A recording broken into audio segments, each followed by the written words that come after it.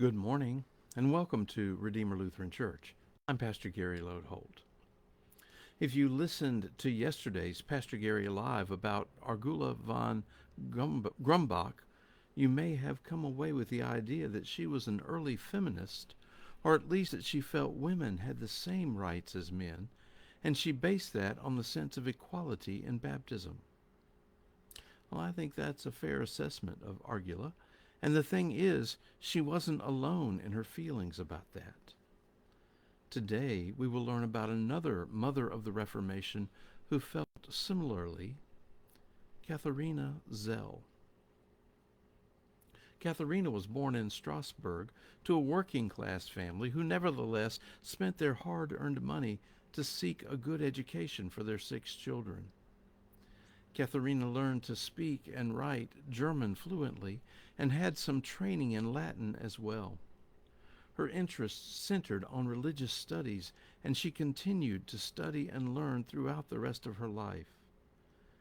When she was still fairly young, the ideas of Martin Luther were taking hold, and she learned of them primarily through the teachings of Matthew Zell, who became the pastor of Katharina's church. Katharina eventually started to take these beliefs as her own through Zell's sermons and Luther's teachings. A few years later, she and Pastor Zell got married, and you might be interested first that the wedding happened at 6 a.m., and she was convinced that she was called to marry Matthew Zell as an expression of her faith in God and her love for others. So she saw her marriage as her vocation or calling from God.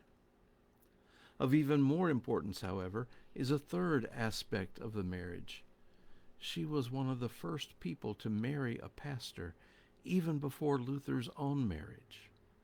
Catholic priests were and are not allowed to marry, so this was a new thing indeed. Their marriage was lived out in an equal partnership in a time when society required that the good wife be silent and obedient, and in which women usually only achieved independence as widows. Katharina had 2 children, but both died in childhood, and Katharina channeled her grief into more diligent Bible study and writing. Katharina published many pamphlets of her writings and forward-thinking ideas. One that she put forth was that she believed a distinction should be made between people and creeds, and that the care and concern for people outweighed their differing religious beliefs. This was a remarkably modern perspective in those days. Katharina published many pamphlets promoting her Lutheran ideas, and these are significant mainly in the fact that they were written by a common woman for other common people, not just the nobility. Her words reached the masses, and even Luther himself had some of her pamphlets, and the two of them met later on.